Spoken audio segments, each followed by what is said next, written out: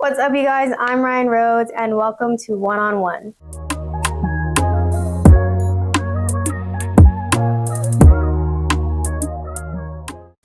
Okay, I feel like I have been in battle all day. I have been arguing with people all day today, all day yesterday, and it's because of Angel Reese. Now, those who know me in real life know that I am the #1 Angel Reese defender. She is my favorite player in the W. I stand 10 toes down behind that girl always. And it's more than I can say for a lot of people because she is like the #1 hated player in the league right now. It's kind of crazy. These people have villainized and dehumanized this girl so bad to the point where she can't even express herself truly without thousands of people just jumping down her throat. And it really does make me sad because I just feel like she has done nothing to deserve the hate that she's gotten over the years. She's really just like a confident person who plays basketball, and that's it. Unfortunately, her name is in people's mouths again because of an article that came out, and it was featuring her and some quotes that she said. It really does tick me off a little bit because people are taking her words and they're twisting them as they usually do with Angel, and I'm just here to set the record straight. My biggest pet peeve in general, but specifically in this situation, is people who just talk out the side of their neck because they just want to be heard or because they want to go with the trending opinion of somebody that they already dislike. I mean, as I said before, Angel is like the #1 hated player, so of course a lot of people are coming out the woodwork because they just want to talk bad about her without actually knowing the situation. Angel did an article with the Chicago Tribune, and a lot of people have taken it the wrong way. There have been a lot of sub-articles that have come out, and they are doing their best to twist Angel's word and put words in her mouth, and it's very sickening to see. A lot of these journalists have some type of one-sided beef with Angel. It's weird, it's obsessive, and it needs to stop. In all honesty, I get a lot of people not reading the original article because it does make you pay in order to read it. I get maybe going to a different source, somewhere that's more easily accessible or somewhere that's free. But I did pay for the article. It was really only $1, not that much money, because I wanted to see exactly what Angel said and what she didn't say before I make this video, basically calling people liars. So the article was written by Julia Poe. I'm pretty sure that's how you say her name. I'm really just gonna call her Julia. And I'm just gonna give a summary of what the article actually says, because a lot of the sub-articles are paraphrasing the original article, and the original article is already paraphrasing what Angel said. So there's just like a domino effect going on. It's like a game of telephone, and things got skewed. So I'm gonna say what the actual article says, and then we're gonna go from there. Okay, so the start of the article, Julia really just kind of sets the scene and gives kind of a background because, as we all know, there are a lot of changes that are going to be coming to the W soon with the expansion draft and then the CBA agreement, assuming, we're all assuming that there's going to be a lot of players in free agency, a lot of players that are going to be spread out across the W. Obviously, Angel is not one of these prospective free agents. I feel like the first question that Julia asked, and I'm going to back it up with the quote, is what Angel wants for the Chicago Sky in the offseason, or what she plans on doing the offseason, because the first quote in the article reads like this: "I'm not settling for the same things we did this year. We have to get good players. We have to get great players. That's a non-negotiable for me. I'm willing and wanting to play with the best, and however I can help get the best here, that's what I'm going to do this offseason. So it's going to be very, very important this offseason to make sure we attract the best of the best because we can't settle for what we have this year." That's it. The article then kind of goes into the commitment that Angel has had in her rookie and sophomore season to the team, kind of deterring any criticism by just expressing interest and only wanting to, play ball. However, now Julia feels that Angel has taken a more conditional stance on the team because it's followed by another quote of Angel saying, "I am very vocal about what we need and what I want. I'd like to be here for my career, but if things don't pan out, obviously I might have to move in a different direction and do what's best for me. But while I am here, I'm going to try to stay open-minded about what I have here and maximize that as much as I can."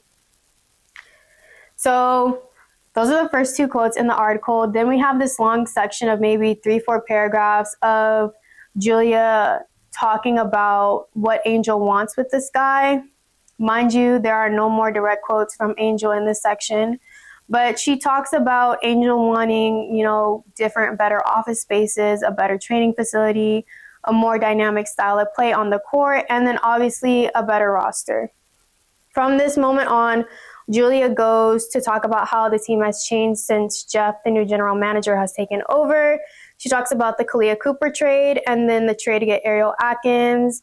She talks about the changes that the team had to go through once Courtney went down with that ACL tear. And then somehow that leads to a comparison with the Golden State Valkyries, to which Angel is quoted saying, "Watching Golden State, no offense, but I don't think they're more talented than us on paper. But they play hard as hell. So starting at the top, we've got to find an identity of what we're going to be, of where we're going to be next year, and then roll with the punches of what we can get."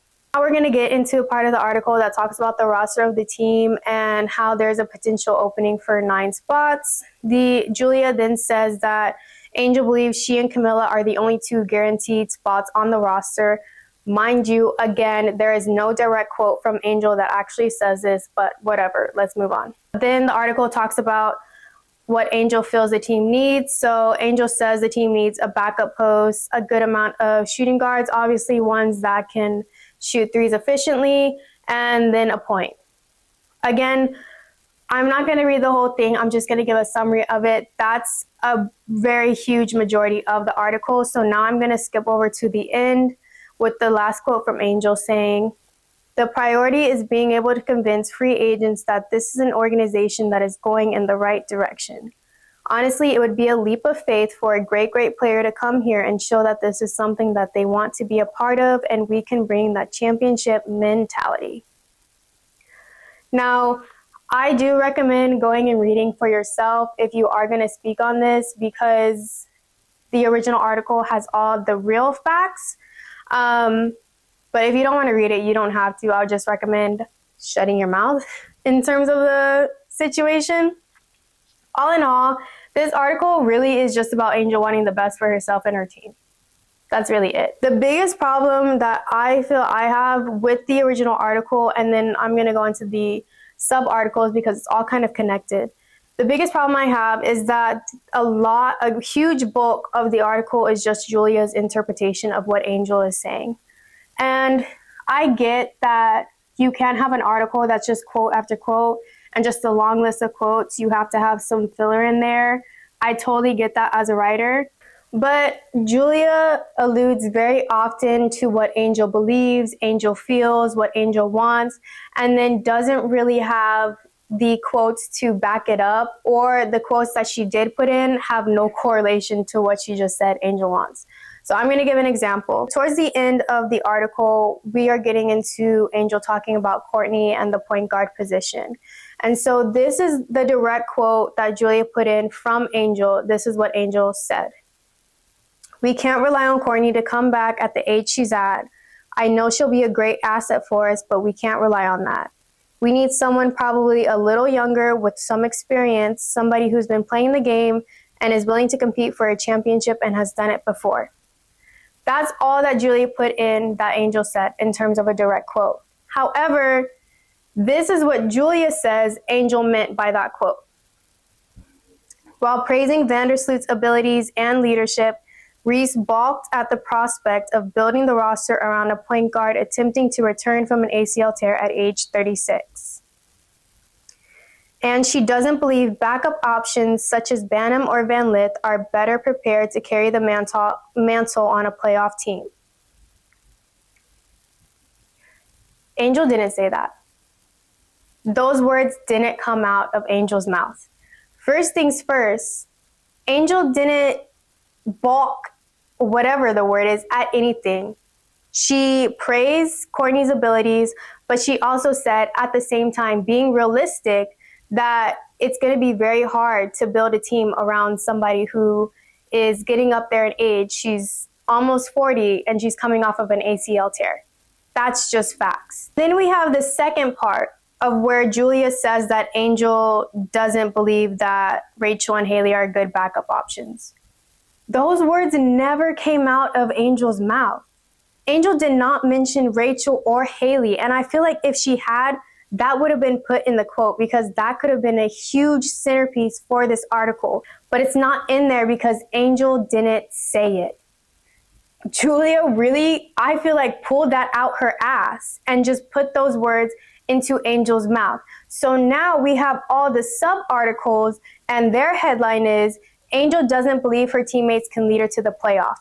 Angel thinks that Haley and Rachel suck at basketball, or whatever the article's headlines are. Because now that you just put those words into Angel's mouth, people are going to take it and they're going to run with it. That is my biggest problem with this article. And I feel like Julia knew what she was doing when she said that, because we all know how the general public feels about Angel. And you can call me delusional, you can call me whatever you want. I truly don't believe that Angel said those things about Rachel or Haley. I really, really don't. Because like I said, if she had mentioned them, or if she had even alluded to that fact, then that would have been in the direct quote, but it wasn't because she didn't say it. Moving on, I really don't see anything wrong with this article. I don't see anything wrong with wanting your teammates to have better standards for themselves. I mean, we are talking about a professional athlete whose literal job is to win games. God forbid she wants to be on a winning team. Why are we crucifying her for saying that? If anything, she's been saying what everybody has been saying all season long. The Sky suck, they can't win games, yada, yada, yada, whatever. But now that Angel said it, it's a problem. And I'm going to go a step further and say that Angel had every right, because if we're being completely honest, she is the franchise. She is the Chicago Sky.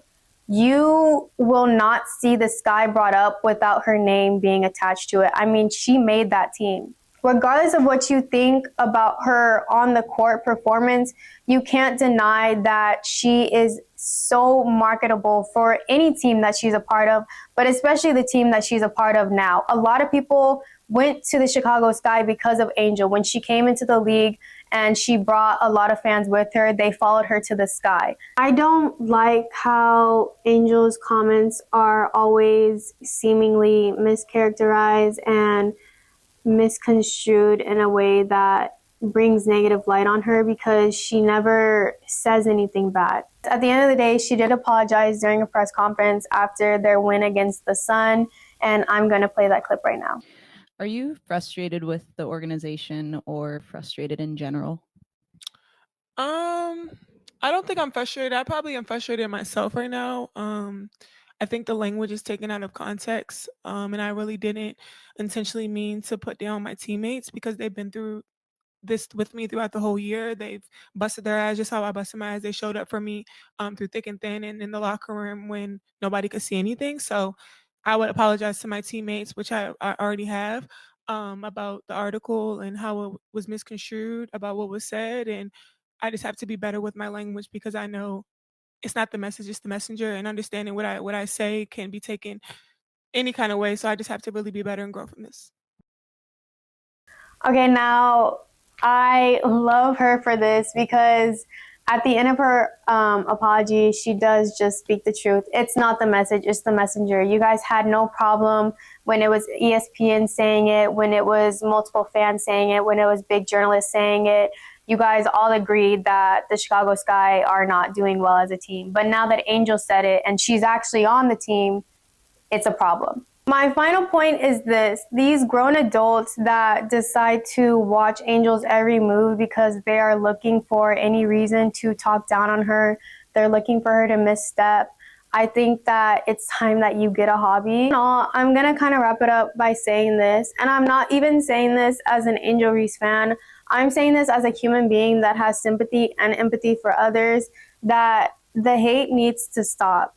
It's giving bully. It's giving that you guys are kind of obsessed with her and you guys are literally just watching her every move, waiting for her to misstep, and it's kind of creepy. There is nothing that this girl has done to warrant the type of hate that she gets on a daily basis. I mean, this girl could breathe a certain way and you have people on her neck. Why are you breathing that way? You think you're better? Like, it's just, what are we doing, guys? Why are we doing this? And I say we, I just mean the general public, because obviously I'm not a part of that. Let's give it a rest. Let's move on. Let's let the girl hoop, and the world will be a better place when you guys do that. Anyways, that's all I have. Thank you for tuning in. I will catch you guys on the flip side next episode in a couple weeks.